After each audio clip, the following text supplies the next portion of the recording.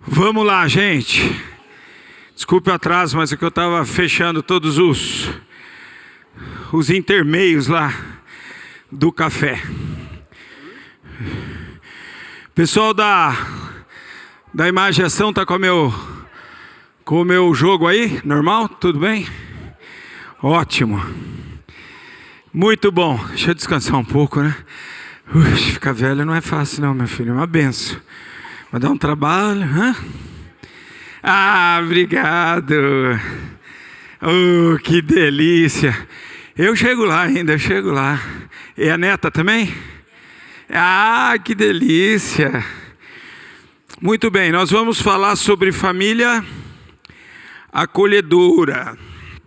E vamos trabalhar com princípios bíblicos que Deus nos orienta para acolhermos bem a nossa família. Então Deus tem princípios para esse assunto e Ele nos ensina na sua palavra como que nós podemos acolher bem a nossa família. Então isso é muito importante. Então, família acolhedora, a família que ama, abraça e cuida. Nós vamos ver essas três situações no seio da família, ok? Mas vamos orar antes. Querido Pai Celestial, abençoa nosso tempo aqui. Por favor, mais uma vez, nos dá da iluminação do Teu Espírito Santo, de maneira, Senhor, que possamos aprender com o Senhor agora e desfrutarmos de toda a Tua sabedoria. Precisamos também do controle do Senhor em nossas vidas, para que apliquemos o que nós vamos aprender juntos aqui. Nós pedimos isso juntos, em nome de Jesus. Amém. Tem um quadrinho que vai aparecer aí, que é uma história muito interessante, que é a história da tigela de madeira. E a tigela de madeira, a história é o seguinte: tem uma família, e essa família tem um ancião, lá no seio da família, só que esse ancião ele tem um problema de tremor, e ele toda vez que ia comer na mesa da família, ele ia pegar a comida, tremia, caía tudo, caía na mesa, né? Caía no chão, e o filho e a nora falaram: olha, a gente precisa dar um jeito nisso, não dá para continuar assim. E aí o que eles fizeram? Eles prepararam uma mesa separada para o avô, pai e avô, para que ele comesse com uma tigela, e deram uma tigela de madeira, porque como ele tremia muito, se ele derrubasse, fosse pegar o prato e derrubasse, essa tigela não quebraria. E aí então ele começou a comer separado da família. Um dia o pai viu o filho, que é o neto do ancião, ajuntando madeiras. E ele perguntou para o filho dele: o que você está fazendo? E ele respondeu para o pai: eu estou ajuntando madeiras para fazer uma tigela de madeiras para você e para a mamãe quando vocês ficarem velhos. E aí então o pai ficou muito constrangido e muito emocionado, chorou muito e disse: puxa, nós estamos fazendo tudo errado. E aí eles resolveram trazer o vovô, o pai, o ancião novamente para a mesa, e que caia tudo e que surge tudo, mas a gente precisa viver uma vida comum no lar. Então essa é a história da tigela de madeira. Quantas vezes nós reagimos a membros da família, seja o ancião, que agora conta a mesma história 5, 6 vezes, seja o pai e a mãe, não é, que tem outras dificuldades, seja um filho que tenha dado trabalho em alguma área e a gente tenta ou terceirizar o cuidado ou afastar o cuidado de nós para que nós tenhamos, não é, a vida mansa, desenvolvamos os nossos projetos de vida, desenvolvamos as nossas carreiras ou coisa desse tipo. Isso não faz parte da mente de Deus para a família. E nós vamos ver isso juntos hoje, ok? E isso vai lidar com uma série de situações conosco. Você vai chegar numa fase da sua vida em que você vai cuidar de filhos e de pais ao mesmo tempo. Eu e Denise já passamos por essa fase. Nós estamos na fase de que os nossos filhos vão cuidar de filhos e de nós ao mesmo tempo, não é? Mas nós já passamos dessa fase, e essa fase vai exigir de nós muito sacrifício, muito planejamento, ok? E vai exigir de nós um ceder constante de muitas coisas. Isso é fato, ok? Você vai ter dificuldades. Por exemplo, se você tiver que cuidar de pais e filhos ao mesmo tempo, você vai ter que dividir o seu tempo de cuidado e vai ter que multiplicar tempo de cuidado. Isso é difícil. Já numa correria da vida que a gente tem, isso é difícil.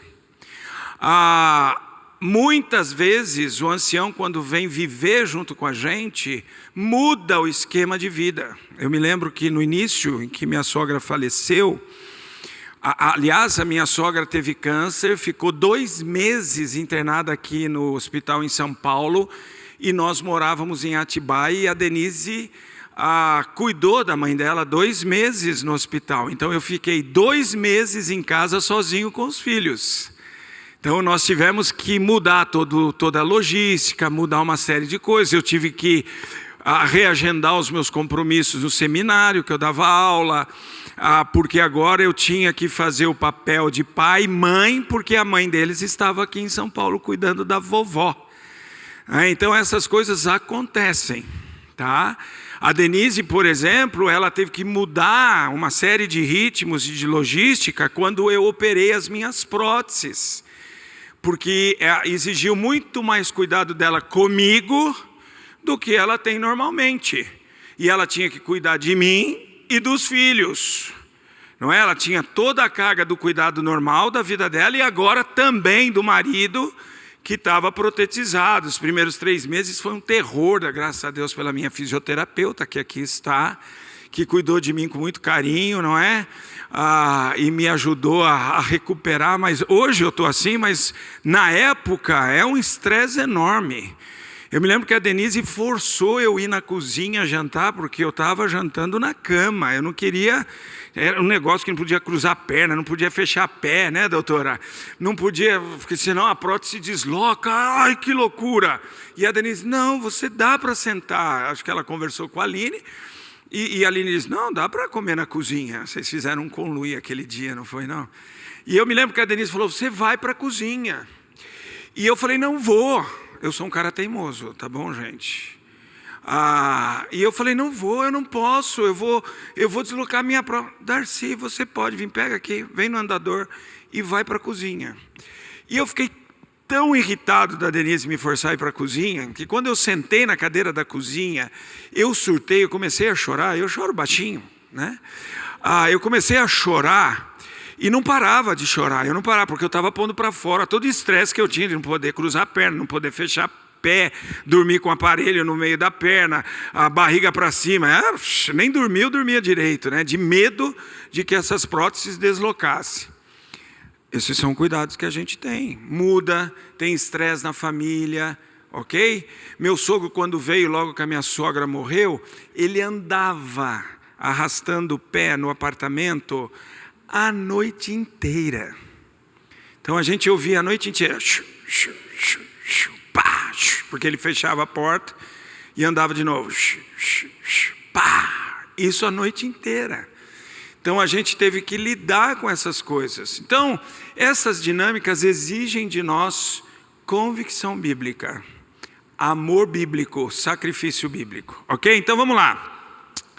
A família a acolhedora que a abraça. Então vamos olhar como que a família que ama, como que a gente pode amar nessas horas a família de maneira que nós então demonstremos amor. Abra sua Bíblia comigo em 1 João, primeira carta de João.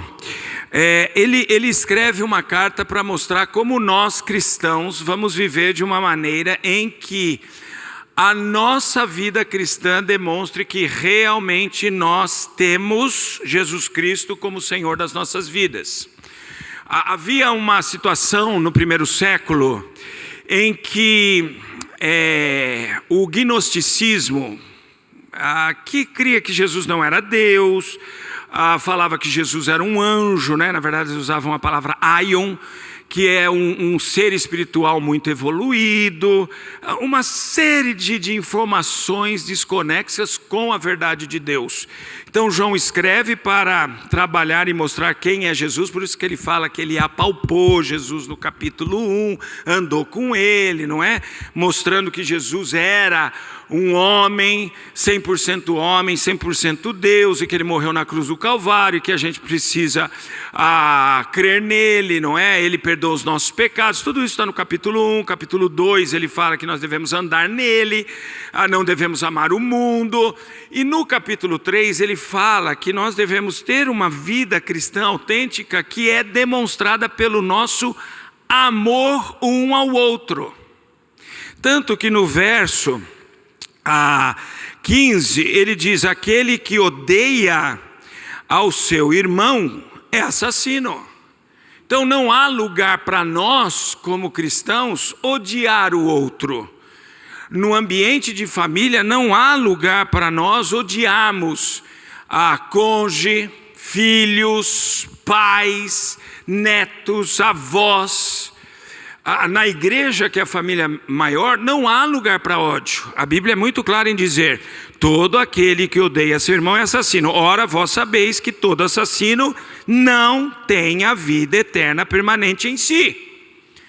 Então, qualquer um que diz eu sou crente, mas não tem o que nós vamos ler agora no versículo 16 para o outro, ele está demonstrando que a sua fé em Cristo Jesus está em jogo.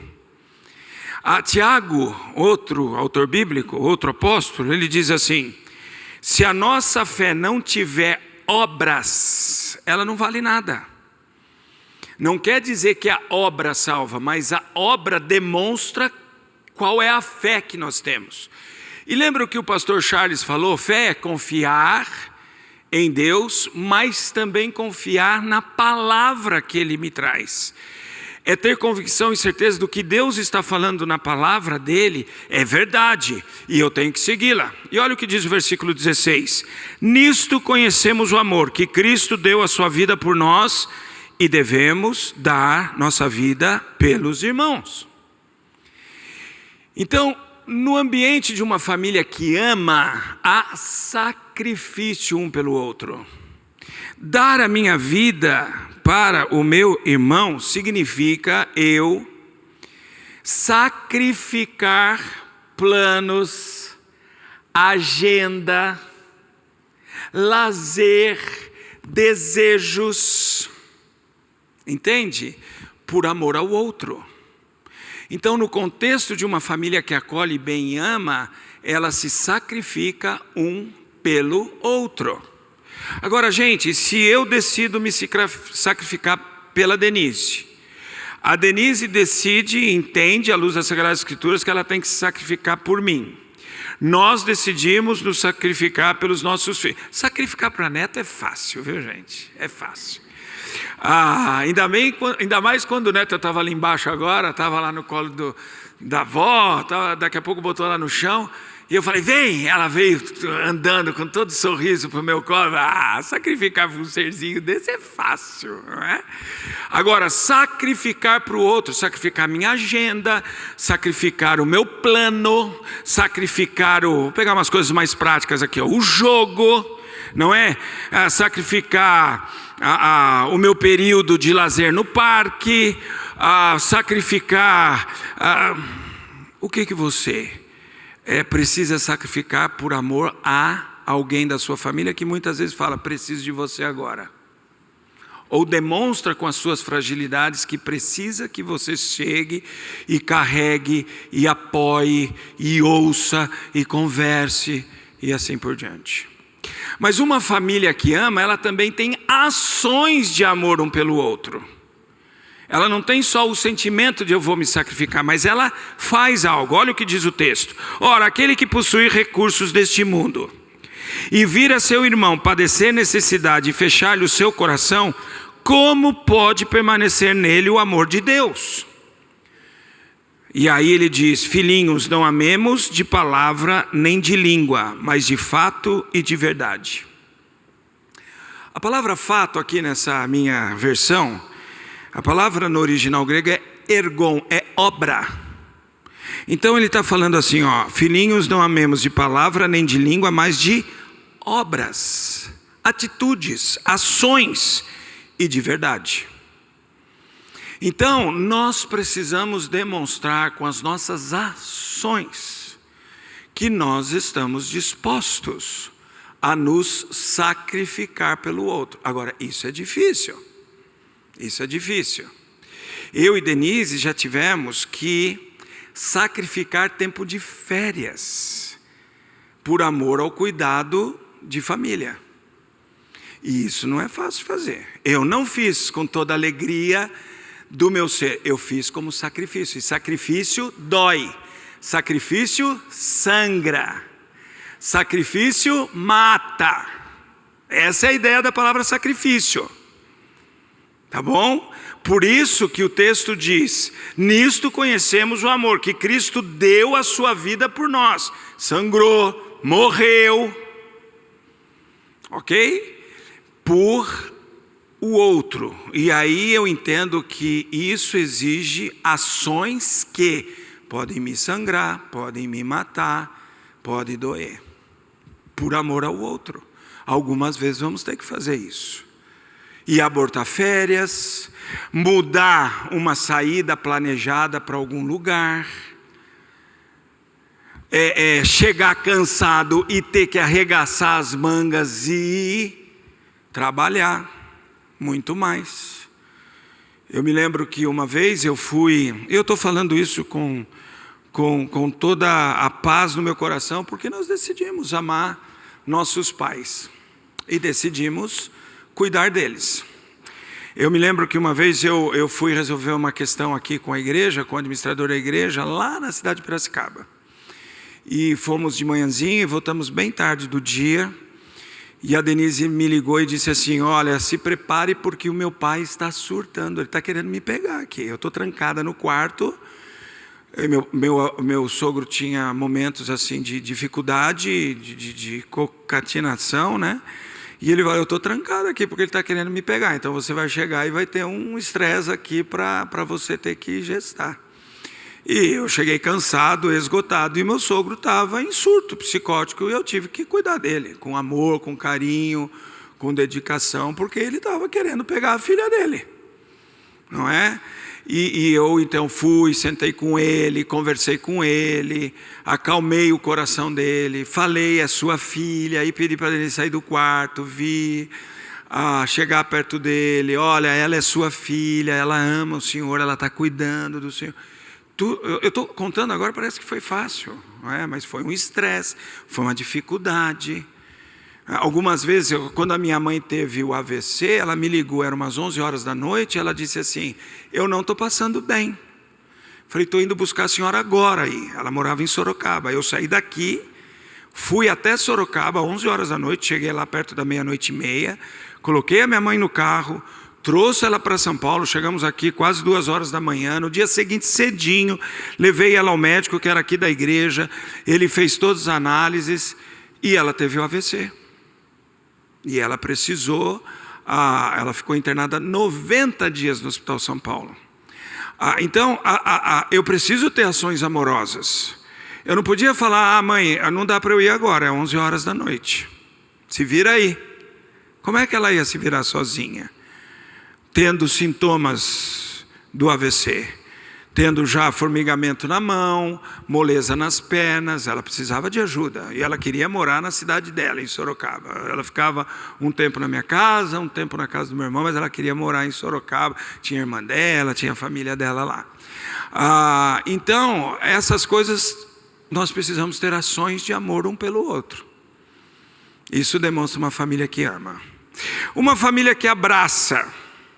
Uma família que abraça tem outras características e outras marcas. Uma família que abraça, ela tem empatia um com o outro. Quando a gente tem empatia com o outro, a gente abraça. Não é? Quando a gente sente a dor do outro, a gente abraça. Quando a gente sente a aflição do outro, a gente abraça. Então a gente precisa se empatizar com o outro. Quantas vezes pessoas estão sofrendo e familiares dizem, isso é frescura. Gente, não existe frescura em sofrimento. Sofrimento é sofrimento. Pode ser até que a pessoa esteja sofrendo por uma coisa que não é verdade. Eu já aconselhei pessoas com síndrome do pânico. E pessoas que tinham medo, por exemplo, de andar de metrô porque vai cair o túnel do metrô em cima da cabeça dela. Entende? Isso não é verdade, mas isso também não é frescura. Isso é realidade para ele. A síndrome do pânico, ela cria uma realidade paralela. E nós precisamos trabalhar à luz das Sagradas Escrituras e mostrar para a pessoa que aquele sentimento, que aquele pensamento, que aquela fixação é uma fixação mentirosa da minha alma e eu preciso ensinar a minha alma a pensar naquilo que é verdadeiro, como diz Filipenses 4:8. Mas isso não é frescura, não é verdade? Pastor, mas vai cair o túnel do metrô em cima da cabeça dela? Tinha uma síndrome do pânico que eu tratei, que a pessoa trabalhava no fórum aqui da João Mendes, e ela criou uma síndrome do pânico que ela iria pegar câncer. Ela não conseguia andar no metrô para ir no trabalho, porque o metrô ali passa pelo AC Camargo. E no vagão que ela ia para o trabalho, tinha um monte de gente que estava tratando de câncer. Certo? Sem cabelo já, com lenço na cabeça quando era mulher, sem a sobrancelha por causa da quimioterapia. E essa pessoa achava que pelo fato de estar no trem junto com aquelas pessoas, ela ia contrair câncer, como se pega gripe. Isso não é frescura, isso é verdade para ela. E ela precisa começar a pensar naquilo que é verdadeiro. Então, muitas vezes nós vamos ter no seio da família pessoas que vão estar com depressão, síndrome do pânico, distúrbio bipolar, coisas desse tipo, surtar. E a gente precisa parar e conversar. A Débora, minha filha que está aqui, ela quando estava se preparando para o vestibular, ela inicialmente queria fazer medicina, depois ela entendeu que deveria ser a nutricionista. Quando ela trabalhou no hospital, no curso de nutrição, ela falou, ainda bem que eu não fui para medicina. Eu ia largar o curso no primeiro ano ou segundo, ela falou. Foi o lugar que ela menos curtiu e menos quer trabalhar na vida dentro do hospital, né? E eu me lembro que ela se preparando para o vestibular, estudando muito, pegou a depressão. Pegou depressão e nós tivemos que cuidar dela. E nessa fase eu cuidava da minha mãe, cuidava do meu sogro, que agora era viúvo, e da minha filha, na juventude, com 20 anos de idade, que agora estava deprimida. Por quê? Porque estava com uma carga pesada de estudo para vestibular. Nós temos que mudar tudo a nossa agenda. Eu tive que mudar muitas coisas e sentar ali do lado da cama dela e chorar com ela e orar com ela. Denise teve que deixar de fazer uma série de coisas para sentar ali na cama e orar com a Débora e chorar com a Débora. Porque uma família que abraça, ela tem empatia. Eu não posso dizer para minha filha, isso é frescura sua. Não posso dizer para o meu filho, isso é frescura sua. Isso não existe. Sofrimento precisa ser tratado como sofrimento. Mesmo que ele não se justifique para nós, a pessoa está sofrendo, precisa ser cuidada. Por isso que Romanos capítulo 12, Paulo escreve aos Romanos, e de novo, agora Paulo, né, antes foi João, a Bíblia nos mostra atitudes, ações que demonstram que nós somos de Cristo Jesus. E o capítulo 15, 14, 15, já o 12, 13, 14 e 15 de Romanos mostra qual é o perfil, uma palavra que nós conhecemos muito hoje, qual é o perfil de um cristão. E o perfil de um cristão é assim, pois, 15, né? Romanos 12, 15, desculpe, Romanos 12, 15, diz assim o texto para nós: alegrai-vos com os que se alegram e chorai com os que choram. Isso é empatia. Isso é empatia. Isso está numa perícope de uma série de virtudes que Paulo está escrevendo aos crentes de Roma, falando: é assim que nós temos que ser, é assim que nós devemos nos proceder, é assim que nós devemos agir. Então chore com os que choram e alegrem-se com os que se alegram. Então eu preciso entender isso, e algumas vezes nós vamos precisar mudar agenda, passeios, coisas desse tipo, férias, televisão, jogo, sei lá o quê, porque alguém vai chegar na família e falar: não estou bem, preciso de ajuda. E algumas vezes a gente fala: hoje, bem hoje. E aí é que eu preciso me sacrificar, eu preciso me doar, eu preciso sangrar, se necessário morrer pelo outro. E uma família que abraça, leva a carga um do outro. Gálatas é uma outra carta de Paulo, em que as pessoas, se pudessem, se devoravam. Aliás, tem um versículo lá no capítulo 5, que fala disso para nós, né? Gálatas 5, versículo 15 diz: se vós, porém, vos mordeis e devorais. As duas palavras que ele usa no original aqui é como se você estivesse comendo um pedaço de picanha, que você põe na boca, e aí você morde e rasga ela. Essa é a primeira palavra aí, quando ele fala mordeis. Essa é a ideia, ó.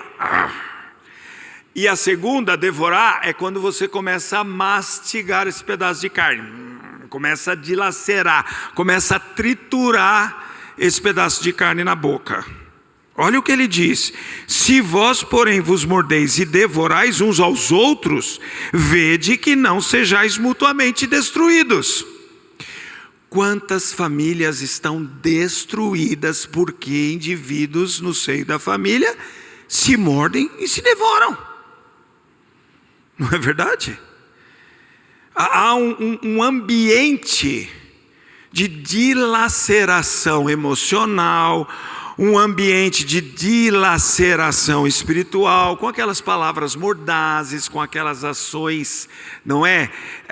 Terríveis, que acaba com o indivíduo. Não podemos ser assim. Uma família que abraça é uma família que leva a carga uns dos outros. Por isso que o Senhor ensina aos Gálatas e a nós: olha, o plano de Deus não é se devorar, é levar a carga um de outro. E quando você perceber que alguém está em falta, em dificuldade, você deve corrigir com espírito de brandura, diz o versículo 6, diz o versículo 1 do capítulo 6, e logo depois ele diz: e levai as cargas uns dos outros, e assim cumprireis a lei de Cristo. Qual é a lei de Cristo? Versículo 14 do capítulo 5: porque toda a lei se cumpre em um só preceito, a saber, amarás o teu próximo como a ti mesmo. E se tem gente próxima de nós, é a nossa família, é o nosso cônjuge, são os nossos filhos, são os nossos pais, são os nossos avós, os nossos netos, são super próximos de nós. Se tem alguém que conhece o pastor Darcy a fundo, é a Denise, é o Daniel, é a Débora. Eles me conhecem. E se você perguntar para eles algumas coisas, se eles estão autorizados a contar, eles vão contar. Ele é tenebroso. Precisa de Jesus na vida dele mesmo. Ele sem Jesus seria um horror. Um traste, como eu falei do pastor Bruno hoje. Percebe? Então nós precisamos levar a carga uns dos outros. Eu gosto muito de um episódio que eu vivi com o Daniel, do que é levar a carga um do outro. E uma coisa jóia é que no Salmo 68, 19, a Bíblia diz assim, que Deus leva a nossa carga dia a dia. Está vendo? Ele fala para eu levar a carga da Denise, a carga do Daniel, a carga da Débora, a carga do Lucas, a carga agora da Letícia, mas ele diz, mas eu levo a sua carga também. Então Deus diz, olha, abraça a sua família e fica tranquilo que eu cuido de você. E uma ilustração muito interessante de carga é essa aqui. Quando o Daniel era pequeno, nós viemos aqui para São Paulo, ele estudou aqui no colégio, e a gente morava ali na Essa de Queiroz, no metrô Paraíso. E muitas vezes a gente ia embora a pé, porque trânsito é complicado, tal. Eu vinha trabalhar a pé, eu ia trabalhar o dia inteiro aqui no gabinete, não ia fazer nenhuma visita, nada. Ele estava na aula à tarde, acabava a aula, eu pegava o Daniel para levá-lo embora, então a gente ia andando até a Essa de Queiroz. E o Daniel tinha a mochila dele com as coisas da escola. Quando eu queria que o Daniel andasse devagar do meu lado, eu deixava ele com a mochila, porque ela era pesada. Então eu não conseguia correr, não conseguia nada. Então ele ficava do meu lado com a mochila e ia comigo, né, até a Essa de Queiroz. Quando eu queria dar uma certa liberdade para o Daniel, ok? Eu falava, Daniel, hoje nós vamos dividir a mochila.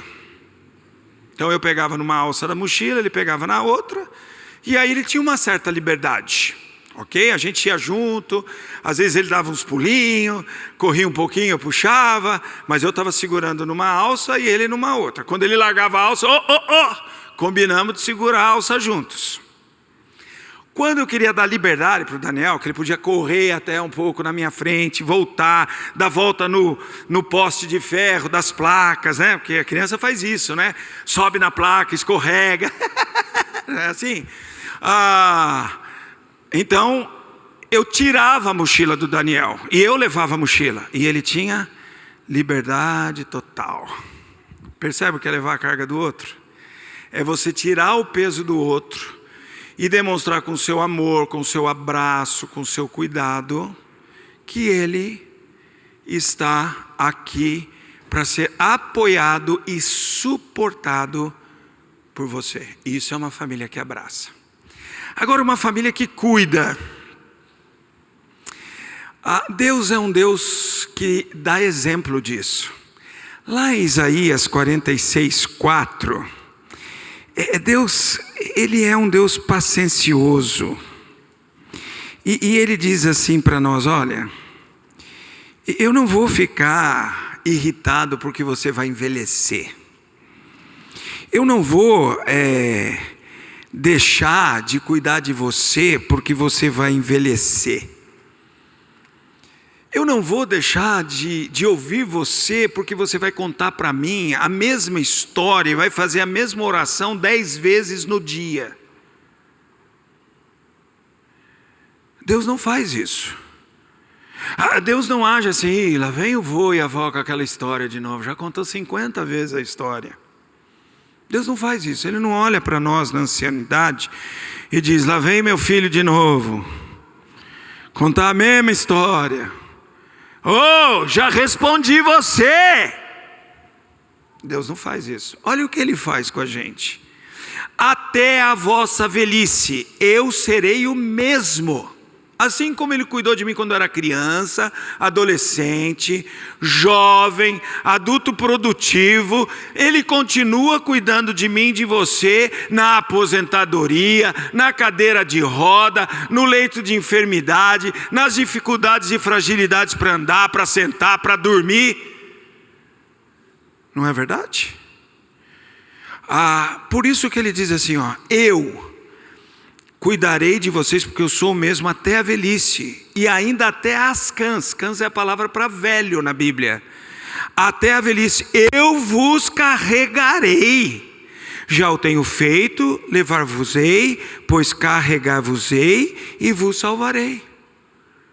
Gente, isso é o exemplo de Deus. Ele faz isso comigo e com você. Então eu preciso aprender com o Senhor. E Levítico 19:32 é uma lei. A lei diz assim, e não estou falando isso porque eu estou ficando velho, tá bom? Eu estou falando isso porque é a Bíblia, mas eu fico contente de ficar velho e saber essas coisas da Bíblia, né? Levítico 19:22 diz assim, ó: diante das cãs, dos velhos, dos anciãos, te levantarás. Isso aqui é atitude de honra, de respeito. E honrarás a presença do ancião, e temerás o teu Deus, eu sou o Senhor. Gente, cuidar de velho no seio da família é temer ao Senhor. Não é só ser um neto bonzinho, uma filha, um filho bonzinho. É temer ao Senhor.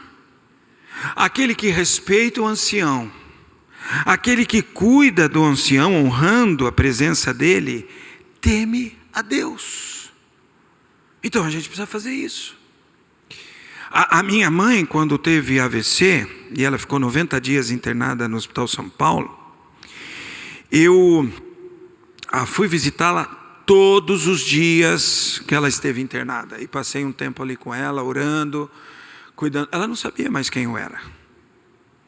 Ela perdeu totalmente a noção. Ela achava que eu era o médico dela. Bonitão ainda. Mas eu sabia que era minha mãe. Algumas vezes, devido à carga, não é, ministerial, coisas, porque a igreja continuou, eu continuei cuidando da igreja, pastoreando, e minha mãe ali internada, embora eu não cuidasse dela, né, como um enfermeiro, como um médico, eu cuidava dela como um filho. E algumas vezes, quando eu fui para o hospital, me faltaram forças, ânimo. Eu me lembro uma vez que a Denise foi comigo, e eu disse para ela, eu estou acabado. E eu preciso entrar no hospital, ficar ali com a minha mãe, cuidar dela. Eu não tenho forças, Denise. Ora por mim. E eu me lembro que a Denise pegou na minha mão e falou, vamos lá. Eu estou orando com você. Eu vou estar do seu lado e nós vamos cuidar dela juntos. É difícil.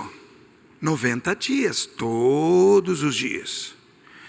Interessante, não sei quantos de vocês se lembram, a gente estava no TC, porque aqui estava sendo reformado. O primeiro dia que a minha mãe teve o AVC, e eu orava, Senhor, se a minha mãe for ter alguma coisa, faz ela ter perto de mim, para eu poder socorrê-la. Eu estava acabando a primeira mensagem de Jó, a Denise me ligou e falou, corre aqui, nós morávamos aqui nesse condomínio do lado, que eu acho que a tua mãe está tendo AVC, corre. Eu fui buscar ela, fomos ao médico, o médico falou, ainda não é AVC, pode ir para casa com ela. Fomos para casa com ela, ele pediu alguns exames, não deu para fazer os exames, porque nós marcamos os exames e os dias dos exames foram depois que ela teve o AVC propriamente dito. E a Denise falou, corre aqui porque ela está tendo AVC. Eu corri lá e realmente ela estava sentadinha do lado do Daniel, o Daniel estava jogando um jogo no televisor, e eu mexi com ela, mãe, tá legal aí do lado do Daniel? Ela tentou falar, estava tudo enrolado, a fala dela. Eu rapidamente pus ela numa cadeira de escritório para descer o elevador, para pôr no carro, para sair correndo para o hospital. Esse primeiro dia da mensagem de Jó, a minha última mensagem de Jó, foi um domingo depois que eu sepultei a minha mãe. Não sei quantos de vocês estavam aqui, mas foi exatamente isso que aconteceu. E eu tive que honrar minha mãe e cuidar dela. Mesmo que isso às vezes fosse muito pesaroso para mim. Porque eu entendia, Deus pediu isso. E para fechar, o Senhor ensina que cuidar dos meus familiares na ancianidade, isso é exercício de piedade da nossa parte. Primeiro teme ao Senhor. Abre a sua Bíblia agora em 1 Timóteo, capítulo 5. 1 Timóteo é uma carta em que Paulo ensina a Timóteo a pastorear uma igreja. Então tem ali vários princípios de pastoreio. Às vezes eu recebo alguns pacotes de programas de pastoreio, né? Não sei quanto, os títulos, né? Não sei o que lá. Gente, a Bíblia tem toda a direção para nós pastorearmos uma igreja, nós pastores. Está aqui em 1 Timóteo, um dos textos. E em 1 Timóteo 5, Paulo, inspirado por Deus e portanto a palavra de Deus diz como a gente deve, como família e pastores, cuidar do ancião. Olha só o texto, versículo 3. Honra as viúvas verdadeiramente viúvas.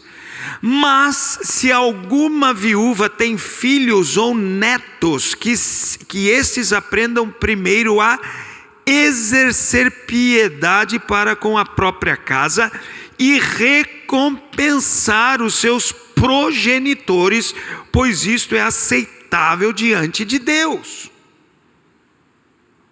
Uau! Está na Bíblia. Eu preciso exercer piedade para com a minha própria casa. Como? Recompensando, retribuindo os meus progenitores, pois isto é aceitável diante de Deus. Então a gente precisa entender isso. É verdade que algumas vezes o cuidado ao ancião vai exigir técnicas, vai exigir cuidados que muitas vezes nós não estamos preparados para fazer. Então aí existem situações que nós precisamos, à luz do texto bíblico, entender. Muitas vezes eu exercer piedade e recompensar o meu progenitor é colocar os cuidados que ele precisa nas mãos de alguém que foi treinado para isso. Por exemplo, minha mãe, quando recebeu alta do hospital, o médico disse: olha, eu aconselho não levar para sua casa.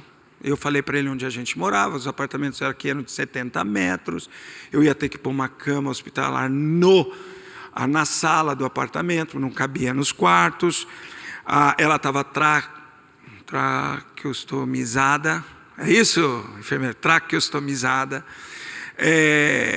Não tinha mais, quando come, deglutinação, é isso? Deglutição, ok? Sou teólogo, eles são da área aí, os doutores, os enfermeiros. Tudo era por sonda gastro. Então o médico disse: olha, alguém de vocês é enfermeiro na casa? Não, senhor, eu sou pastor e a minha esposa é educadora cristã e meus filhos são adolescentes e jovens. Falou: eu aconselho não levar para casa, vocês não vão conseguir cuidar. Aconselho que vocês achem uma clínica e coloquem na mão de profissionais que vão cuidar. E nós fizemos isso com toda a segurança diante de Deus. E aí já tínhamos feito todo um projeto de que nós iríamos todos os dias lá, passar um tempo com a vovó, tal, que estava travada na cama, não andava mais, tal. E aprove Deus, naquela madrugada, convocar minha mãe para o céu, e ela está no céu desde aquele dia que ela saiu do hospital na madrugada. Mas o meu sogro teve uma época que ele precisou ficar com cuidado de pessoas tecnicamente treinadas. E ele ficou internado um tempo numa clínica, e nós ali o visitamos a todo tempo, e depois ele ficou num apartamento alugado para ele, com cuidados de pessoas muito bem preparadas, que cuidavam dele, e nós então dávamos todo o suporte emocional, espiritual, cuidado para com ele. Então, algumas vezes isso vai ser necessário, porque nós não estamos preparados tecnicamente para cuidar. Mas não podemos abandonar a pessoa, porque eu terceirizei o cuidado técnico, eu não posso terceirizar o cuidado emocional e espiritual ao meu ancião, ou aos meus parentes, que estão nessa situação. Ok? Então isso é importante. Se você precisar terceirizar tecnicamente o cuidado, precisa, não tem jeito, a gente não sabe fazer. E você vai ter que terceirizar. Agora, Isso é muito comum até com nenê, não é? Nós temos um casal aqui que está frequentando a igreja, que é de São José, que a nenezinha dele está internada na UTI. Porque tecnicamente ela precisa estar lá na UTI. Eles não dão alta para ela vir para o colo da mamãe, porque precisa de um cuidado técnico. Ok? A mesma coisa com o ancião. Tá? Precisa de um cuidado técnico. Mas esses pais estão lá todo dia, orando com a nenê, junto da nenê. A mesma coisa a gente faz com o ancião. Eu terceirizei, mas não posso abandoná-lo emocional e espiritualmente. Ok? Porque isso é aceitável diante de Deus. Olha o versículo 7. Prescreve, pois, estas coisas para que sejam irrepreensíveis. Então é digno de repreensão se uma família abandona os cuidados familiares, aqui no contexto do ancião. Ora, versículo 8, se alguém não tem cuidado dos seus especialmente dos da própria casa, tem negado a fé. Isso é muito forte, gente, e é pior do que o descrente. Muito sério isso. Então eu e você, como uma família que cuida, eu tenho que exercer essa piedade, e eu tenho que cuidar, eu tenho que atender. E o versículo 16 termina assim a perícope: se alguma crente tem viúvas em sua família, socorras e não fique sobrecarregada a igreja, para que esta possa socorrer as que são verdadeiramente viúvas. Então muitas vezes tem família que tem ancião, a igreja vai socorrer. Se a família não socorrer, nós vamos socorrer. Mas a Bíblia está dizendo: famílias, se vocês podem socorrer, socorram. Por quê? Porque a igreja vai socorrer aquelas que são verdadeiramente viúvas. São as viúvas órfãs, de filhos, de marido, sozinhas. E elas precisam ser cuidadas. Então Deus está nos dando aqui as orientações para a gente cuidar das famílias. Quero terminar com alguns exemplos de famílias que acolheram bem na Bíblia. Então nós temos a história de José, que acolheu seu pai Jacó e os seus irmãos que o venderam. Se tinha um camarada que podia tripudiar nessa hora, era José, não é? Mas porque ele é um homem de Deus, coração perdoador, camarada que tem um perdão fantástico no coração dele, porque ele amava o Senhor, confiava no Senhor, ele perdoa os seus irmãos, traz o seu pai e os seus irmãos, coloca numa porção de terra no Egito, das melhores que tinha, para o pessoal cuidar das ovelhas, né, dos seus rebanhos e dos seus gados, na terra de Gósen. E você tem aí Gênesis 46 e 47, José falando isso, cuidando do seu pai na velhice e dos seus irmãos que o traíram, que o venderam para os amalequitas. Segunda pessoa é Ruth. Ruth é uma moabita. Moabita é de um povo amaldiçoado eternamente por Deus. Está lá em Deuteronômio capítulo 23. Eu os amaldiçoo para sempre.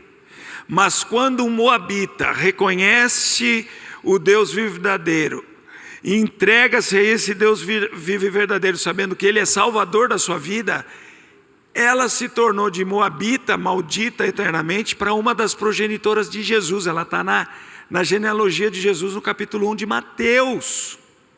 E ela é a bisavó de Davi, o grande rei de Israel. Olha a transformação que a graça faz. E ela cuidou da sua sogra. Orfá, a outra nora, quando ela diz: olha, vocês precisam voltar para a casa de vocês, Noemi diz, a velha, a viúva, eu não tenho como cuidar de vocês, não vou dar mais filhos para que sejam seus maridos, vão embora, volta para a casa dos seus pais. Orfá diz, beijou Noemi, mostrando que ama, mas ela voltou para a casa dela, para os pais dela, como viúva, porque também era viúva dos filhos de Noemi.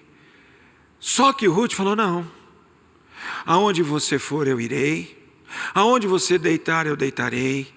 Aonde você estiver, eu estarei. Aonde você morrer, eu morrerei. Aonde você for sepultada, eu serei sepultada. O teu Deus é o meu Deus. Aí ela mostra que agora ela é uma serva do Senhor.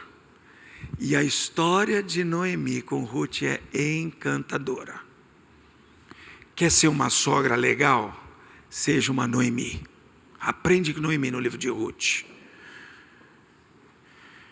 Eu ainda vou escrever um livro a 4 mãos com a Denise. Uma hora ainda vai dar certo. Sobre sogra abençoadora. E é a história de Noemi com Ruth. Ô sogra maravilhosa. Fantástica. Que quer mesmo ver a sua nora feliz, realizada, não é? No Senhor e na sua vida. Sogrona. Mas Ruth também foi uma norona. Quer ser uma boa nora? Aprende com Ruth. E foi uma mulher que disse: eu vou cuidar de você na sua ancianidade. Se tornou progenitora de Jesus. E o próprio Jesus. Esse eu quero ver com vocês. João 19. Quando Jesus está na cruz, ele diz para João, o apóstolo mais chegado dele, ele diz para João uma coisa. Jesus está na cruz, ele vê Maria, sua mãe, com o discípulo amado que é João, e ele diz assim: mulher, versículo 26 do capítulo 19 de João, mulher, eis aí teu filho. Depois disse ao discípulo: eis aí tua mãe. Dessa hora em diante o discípulo a tomou para casa. Sabe por que Jesus fez isso? Porque na cultura de Jesus, o cuidado do ancião cabia ao mais velho. E Jesus é o filho mais velho. Correto? Nasceu da virgindade de Maria. Depois ele teve outros irmãos e outras irmãs. Mas ele é o filho mais velho. E ele estava cuidando de Maria. Quando ele vai para a cruz, ele vai morrer. Ele, como filho mais velho, tinha que fazer o seguinte: ou ele passa o cuidado da mãe dele para o filho que vem depois, ou ele passa o cuidado da mãe dele para um amigo que ele confia muito. Olha que legal. João, o apóstolo João, era um apóstolo em que Jesus confiava muito. Muito próximo, o discípulo mais próximo, o apóstolo mais próximo de Jesus era João. A gente pensa que é Pedro, né? Mas era João. Pedro é o cara que vai liderar a igreja. Não vai ser o primeiro papa, ele vai liderar a igreja, tá bom? Mas não é o primeiro papa. Na verdade, o primeiro papa, se é que existe um líder da igreja, é Tiago, irmão de Jesus. Tiago, o irmão de Jesus, que escreveu a epístola de Tiago. Ele era o pastor da igreja de Jerusalém. Ok? Mas João era o mais confiável. E também era o que estava ali. Ele é tão confiável que os outros disseram: nós vamos com você até a cruz. Pedro falou e os outros falaram também. Jesus diz: não fala isso, vocês não sabem o que vai acontecer. Quando Jesus é preso, Pedro nega Jesus 3 vezes, os outros fogem, ficam tudo escondido, amedrontado. Na cruz está João lá, correndo o risco, porque ele não sabe o que pode acontecer com os discípulos de Jesus que vai ser crucificado. Ok? E ele passa o cuidado de Maria para João. E como termina o texto? Dessa hora em diante, o discípulo a tomou para casa. Então, esse é o exemplo de Jesus para nós. Ele cuidava de Maria. Quando ele não pode cuidar mais, ele passa, segundo a cultura, para o amigo mais confiável. E esse amigo, então, passa a cuidar da mãe órfã de Jesus. Ela tinha outros filhos, mas foi o apóstolo João que cuidou. Então, é muito importante nós termos esses princípios bem claros em nossa mente, porque na hora que Deus disser, vai cuidar, temos que cuidar. Então, algumas práticas. Nós sempre ensinamos a Débora e o Daniel que eles deveriam estar preparados para cuidar. Quando a Débora fez cursinho no Etapa e o vô morava aqui na galeria, ela vinha do Etapa todos os dias almoçar com o avô, para ter um tempo com o avô. Se você perguntar a Débora, seria muito mais fácil ela fazer um lanche e almoçar ali perto do Etapa. Ela não tinha que andar do Etapa até aqui a galeria, almoçar com o avô, ouvir as histórias do avô, ficar com o avô, brincar com o avô, orar com o avô, né? Mas ela, todos os dias, ela vinha e ela almoçava com o avô. Daniel morava nessa de Queiroz, várias vezes na semana, não todos os dias, porque ele era menorzinho. A Denise o trazia para ele ficar com o vovô e ter tempo com o vovô. Eles cresceram, meu sogro continuou vivo. Débora casou, todas as vezes que ela vinha para São Paulo, ela passava na casa do avô para ter um tempo ali e ficar com o avô, mesmo que ele já não soubesse direito quem ela era. E Daniel, todas as semanas, tinha um tempo que ele ia para a casa do vovô e ficava ali com o vovô. Assim foi com a vovó, com as vovós, assim foi com os vovôs. Porque é isso que Deus pede para que nós façamos com os nossos progenitores. Perguntas? Alguém quer fazer pergunta?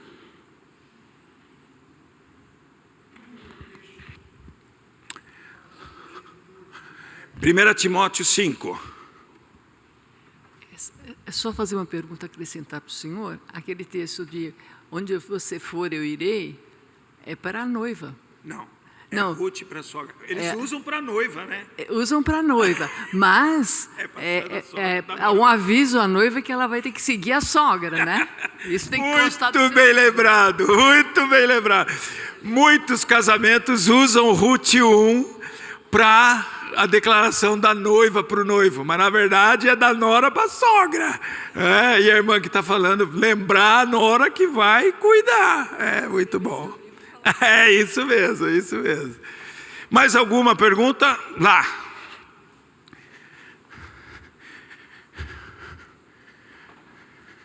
Vou chegar aí, Thaís. Devagar e sempre. E quando os relacionamentos são difíceis?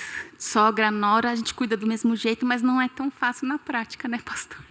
Excelente pergunta. E com toda a autorização dela, eu vou contar para vocês. A minha mãe era mafiosa italiana, lembra disso? Ela já está no céu, mas ela falou, pode contar. No início do meu casamento, a minha mãe teve muita reação negativa para o meu casamento. Sabe aquela coisa de ouvir assim, ó, meu filho antes de casar não era assim. Né? Isso é terrível. Porque ela está querendo dizer, você estragou meu filho. Né? A Denise, muito misericordiosa, muito graciosa, relevava, tal, mas ela marcava feio, muito feio. Eu tive que sair de um ministério de uma cidade, porque a minha mãe ameaçou meu casamento. Ela disse, eu vou acabar com o seu casamento. Ó, o que ela falou. Mafiosa, italiana. E eu tive que trabalhar com isso. Ok? Tive que trabalhar. E eu, ao sair da cidade, eu conto isso com toda a autorização deles, tá bom? Eles não estão aqui para confirmar que eles já estão no céu, tá? Mas depois mudou tudo, até vou dar a solução aqui. Mudou tudo, então, e a minha mãe teve AVC, e quem cuidou dela, mesmo que não tecnicamente, mas emocionalmente, espiritualmente e tal, foi a Denise, né? Que estava aqui em São Paulo. Eu tive que mudar e eu tive que combinar com meu pai. Você só vai para minha casa na hora que eu te convidar. Pai, está comigo? Meu pai era um homem muito piedoso, falou, estou com você, precisamos tratar disso. Sua mãe, que por acaso é minha esposa, que eu amo muito, tem que aprender. Porque depois vinha meu irmão que ia casar. Então tinha 2 filhos que iam ter esposas e ela ia ter noras, né? E foi um tempo assim de muito aprendizado e muita decisão acertada no Senhor. Eu não podia desonrar minha mãe, eu não podia desrespeitar minha mãe, mas eu precisava ser usado para que a minha mãe aprendesse que existem limites, não é? Que precisam ser observados no convívio de uma sogra com uma nora. E Denise sabia também disso. Denise, volto a dizer, muito misericordiosa, muito graciosa, muito perdoadora e muito amorosa. Então nós fomos colocando os limites. Então teve muitas vezes que minha mãe falou alguma coisa que a gente relevou, perdoou e relevou. Teve outras coisas que nós sentamos, mas você não pode falar assim. Mãe, você não pode fazer isso. Olha, à luz das Sagradas Escrituras, a Denise é minha prioridade. Então você não pode falar esse tipo de coisa, fazer esse tipo de cobrança, dizer esse tipo de palavra. Você ofende a sua nora, que ama muito a senhora. A senhora não está curtindo os seus netos? Meus filhos iam todas as férias dele, desde pequenininho, de 3 anos de idade, para a casa da minha mãe. Ficavam lá. Minha mãe cuidava bem dos netos dela, muito bem. Se perguntar para a Débora e o Daniel da avó Lourdes, você vai ver o que eles vão falar da avó Noemi. A mãe da Denise também cuidava muito bem dos meus filhos. Eles adoravam. Começava as férias da manhã, eles falavam, queremos ir para casa da avó.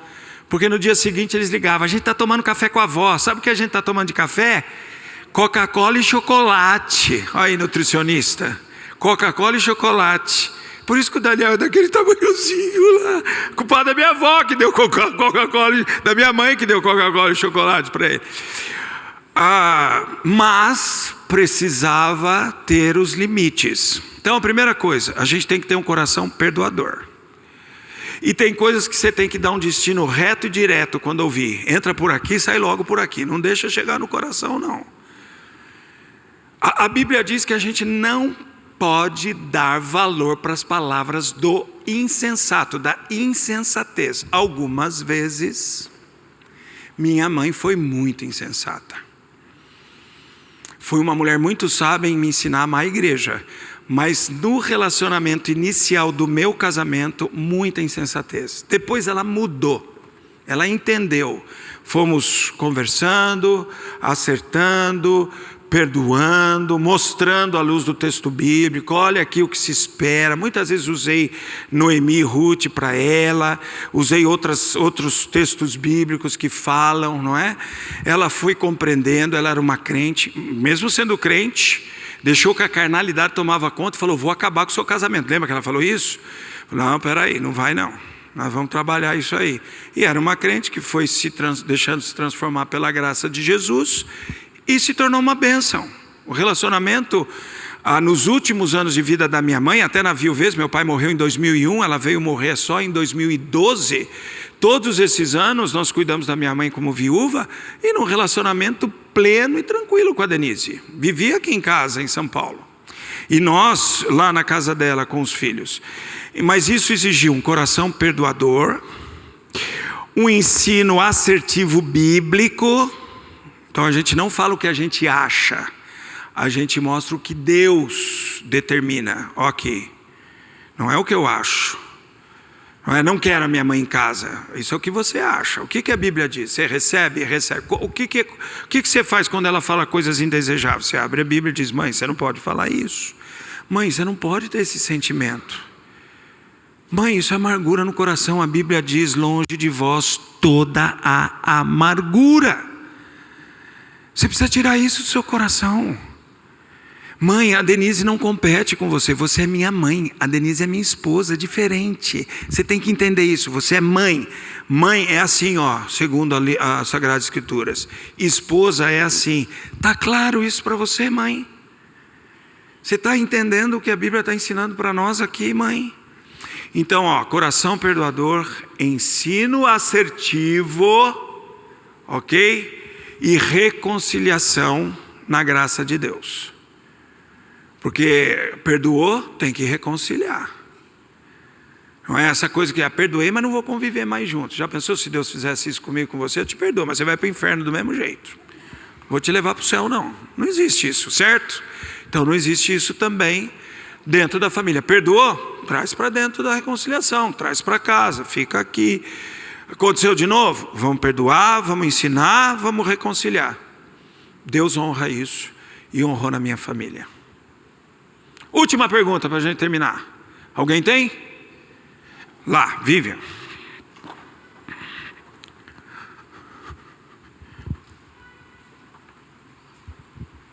Pastor, como separar e distinguir questões preferenciais e culturais com a palavra de Deus? Porque às vezes o cuidado dos pais envolve a opinião dos filhos, que são mais de um. Então, às vezes, um filho quer de um jeito, outro filho quer de outro, e muitas vezes a gente percebe que são preferências.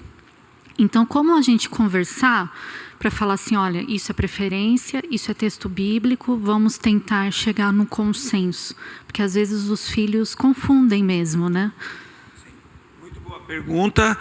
E já adiantando, em toda família tem um filho ou uma filha que vai assumir a bronca. A verdade é essa. Ok? Não tem jeito. É um filho ou uma filha que assume. Tem famílias que eles se unem e dividem, mas na maioria das vezes é um filho ou uma filha que assume a bronca. Estou falando bronca num bom sentido aqui, tá? O cuidado e tudo. Na minha história fui eu, e na história da Denise foi ela, a Denise. Ok?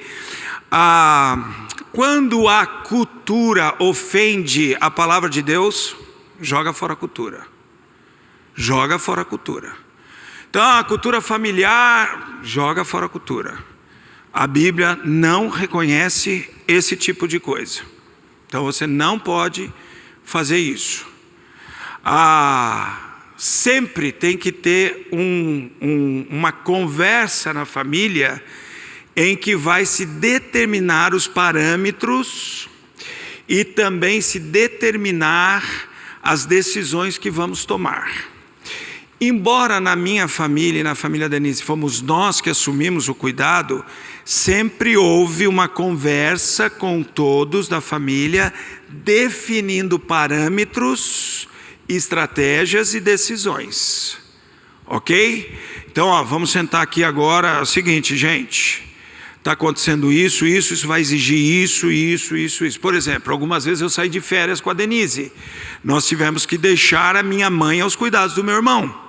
Falei para o meu irmão, é o seguinte, eu estou saindo de férias, eu estou fora, não vou ter condição de atender, porque estou saindo de viagem, você precisa ficar responsável pela mamãe. Acontecer qualquer coisa, você assume. Tudo bem? Tudo bem. Pronto, conversamos, definimos. Ok? A mesma coisa foi com os irmãos da Denise. Agora, teve um momento que os irmãos falaram, mas eu não posso assumir. Por que você não pode assumir? Você também vai sair de férias? Entende? Não vou sair de férias. Então por que você não pode assumir? Me dá a razão porque você não pode assumir, que daí então a gente vai ter que ter outro plano. Aí nós vamos ter que andar para outra direção. Porque às vezes as pessoas também falam, não posso assumir, mas não tem uma razão porque não pode assumir. É aquela coisa, não aprendeu que tem que se sacrificar, que tem que sangrar, ou que tem que morrer pelo outro. Tem gente na família que não aprendeu isso, precisa aprender. Então, qual é a razão? Eu tive situações em que eu tive que confrontar meu irmão. Por que você não pode? Por que você não veio? Por que você não visitou? Por causa de... Bom, quando era aceitável, justificável. Quando não foi, eu falei para ele, você está errado.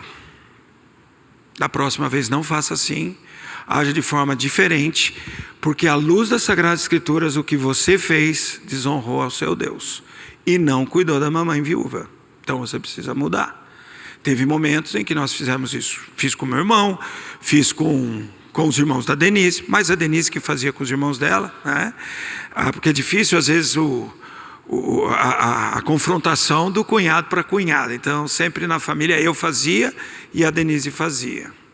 Algumas vezes o meu irmão falou, você fez isso, não seria melhor assim? Seria, você está coberto de razão, vou retroagir.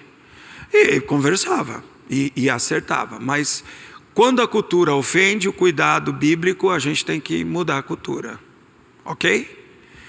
Mas isso nós vamos ter que gestar na família, ok? Tem família que todo mundo abraça, vamos abraçar e vamos cuidar. Mas sempre vai ficar para um, né? Porque não dá para todo mundo fazer tudo ao mesmo tempo. Então tem o apoio de todos, mas um é que suporta ali a situação. Isso pode acontecer.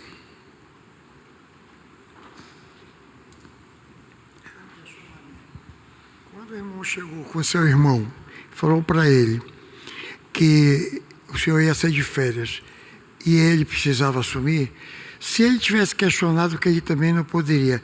Ele não poderia questionar o senhor alterar a data ou a possibilidade de mudar a sua data de férias ou renunciar às suas férias? Poderia, certamente. E como eu disse, eu renunciei férias por cuidado porque os demais não podiam, porque era um justificável. Sim, é certíssimo. Eu tive que abortar umas férias porque os meus cunhados não podiam cuidar do meu sogro por causa do trabalho deles. Então, vamos mudar as férias. Não tem como. Quando que vocês podem para a gente poder sair? Eu posso em tal época. Então tá bom, porque eles têm marcação de férias diferente da minha.